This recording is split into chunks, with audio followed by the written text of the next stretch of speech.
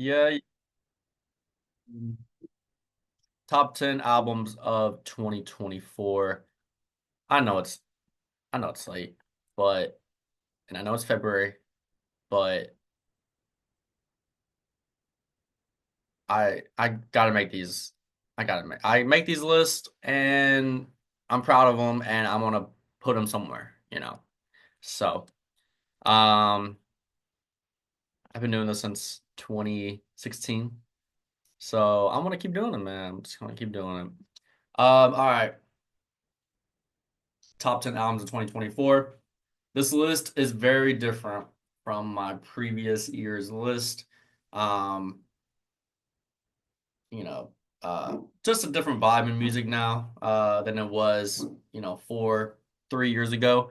And maybe I'll get into it later. We'll see.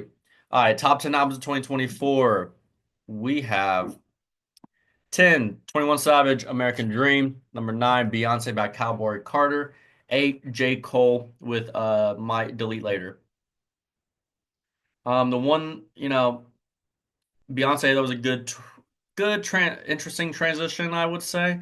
21 Savage, with he likes to put out these January albums that, um, he kind of shows off his rapping ability here and there.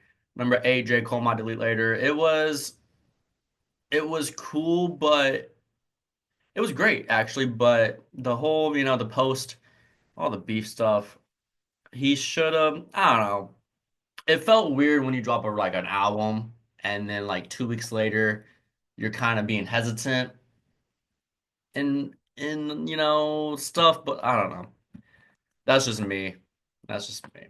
This album might have been better if he got into the beef. Yeah, it would have. All right, man. Let's move on. Number 7 and number 6.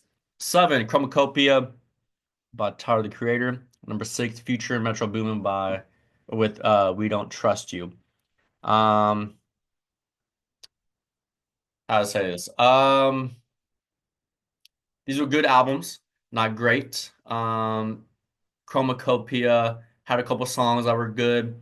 Tyler's whole, Tyler's always going to make good albums. Him and Travis Scott kind of have that skill of just, a single might not be good, but they make a album. They make a world. They make a whole atmosphere for the albums, which make the albums sound really good. With Future Metro Boomin. This album started a ripple effect. As you can tell, I think the beef a main subject with some of these albums. Um, but with the Kendrick Drake beef, this just kind of was the first bomb. And they had other couple songs where, when Metro and Future get together, that's always a recipe for great music. So, all right, man, top 5. Number 5. Kanye West, Ty Dolla Sign, Vultures one. Kanye's going through his little whatever. This is actually bad timing to make this video, but last year, Vultures one, good album. Paid, you got Burn, you got F Some, you got Carnival, all great music, and it seems with that, with Vultures one. Vultures 2 was bad, but Vultures 1 felt like just a organized mess. And Ty Dolla Sign is just Mr. Feature. He doesn't make great music on his own, but throw him into a song, he's going to make that song into a hit. So, does it really good on that. All right, man. Number 4. Number 4, we got GNX by Kendrick Lamar. Uh, this album was really cool to see from Kendrick and just to see how dark he can kind of get. Um, sometimes he makes, I don't know, too positive or too deep of music. And this one was like, there were songs where it just felt like he was having fun. Um, and for the first time in 5, 10 years. And This was really cool to see. You got Squabble Up, Luther, Hey Now, Whacked Out Murals, and just dark and mysterious, and seemed to be kind of a common thing with Kendrick in 2024. And I hope it continues. Hope it continues because I only boost the music industry. All right, number three. Number three, we got F1 Trillion, Post Malone. Um, man, I'm very impressed with how Post Malone transitioned into country music. He did it in a way that was extremely respectful. People need to, I know a lot of people get a lot of criticism for transitioning genres, especially from like the rap world, because Post Malone was a rapper turned to a country artist, and kind of the optics are always kind of weird with that. But he transitioned in a extremely respectful way, and the fans loved it. I think it's so cool to do features on like most of your songs when you go into that genre out of kind of a respect. It was like if you go into another genre and you just show a decent like slight respect, people will let you do that. Will let you do whatever in music. I mean, you get Tim McGraw, Hank Williams, Morgan Wallen, Blake Shelton, Dolly Parton, Luke Combs, Chris Stapleton. I don't even mess with country music like that, but I know those names, and to be able to pull that off, really cool.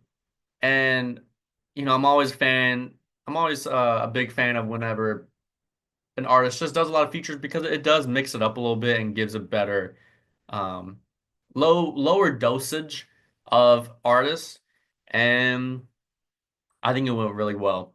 Songs like "I Had Some Help," "Pour Me a Drink," "Have the Heart," "Nosedive," "Losers," "California Sober," "Hide My Gun," just all great music, just all great, and I'm really impressed with what Post Malone did.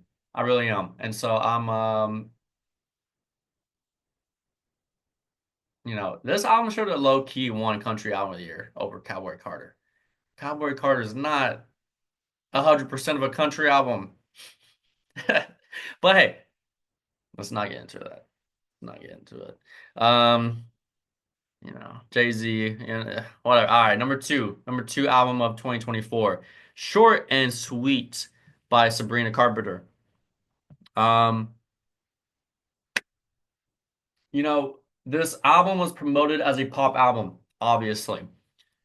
At first, I didn't really like this album, but I got started kind of getting into it and seeing, oh, there's not just pop. There's like a interesting R&B element to this album.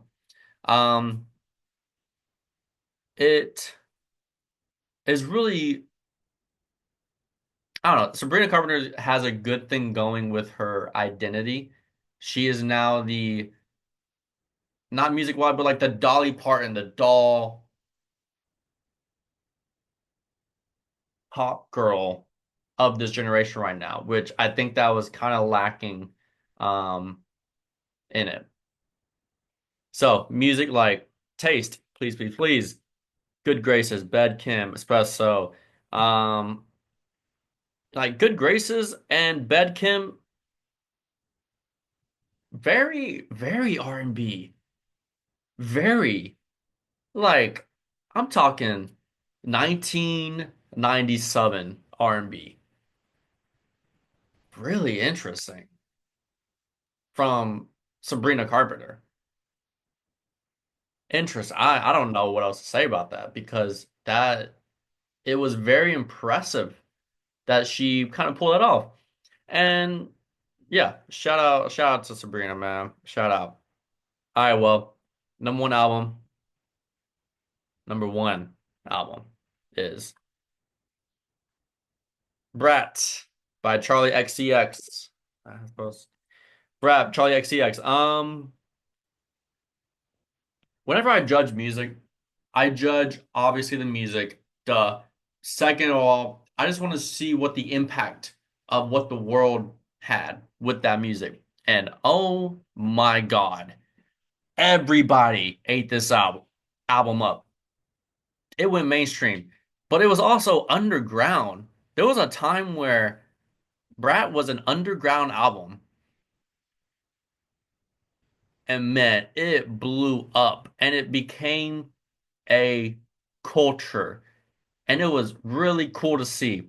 Organic things like that is so fun in music because that is as authentic as you can be with music. Um, with the whole Brat Summer thing and also the great music, the way she went about it too. She released an album, then she released the album with a lot of features, kind of created a whole world in it. Um, Songs like 360, Club Classic, Sympathy is a Knife. I might say something stupid. Von Dutch, Apple, 365. Um, and every it I mean shout out Charlie XCX. We all love Charlie. She's had a great reputation. She's always just seemed, I mean, what, 2013, 2014 was when her whole fancy vibe and all that chorus, right? Whatever. And it just is really cool seeing her reinvent herself and very encouraging to musicians of like, you know, when you're trying to make a an album you know, to get popular, just try something extremely different from everything you've ever done because it's kind of a nice um people will listen to your different music than just the same old same old. And I think a lot of musicians struggled with that. And so I think with Charlie, she just said, I'm just changing everything and it worked out. And I think that that's just what made everything so good. She had what were the features on the her deluxe? Troye Sivan, 1975, Young Lean, Addison Rae, Ariana Grande, Billie Eilish. She created a whole world with her music, and you're gonna be number one album in that way. So that's top 10 albums of 2024. This music has really changed. As someone that was you know, rap rap music is number one. This this year was a good transition year out of rap. Rap became a pop genre, but pop music has real pop music has actually gotten back to number one with the Charlie XCX, Sabrina's, the Olivia Rodrigo's, Chaperone. You got pop icons coming back, and I think pop music is now um, regained as the number one genre. I know pop is short of popular music, but rap kind of took a hold of that title for like a good 5, 8 years. So I think real pop music actually came back in a strong way this year, combined with last year, and I think it will be here to stay for a couple more years. Thank you for watching. Thank you for listening. Top 10 albums 2024. See you next year.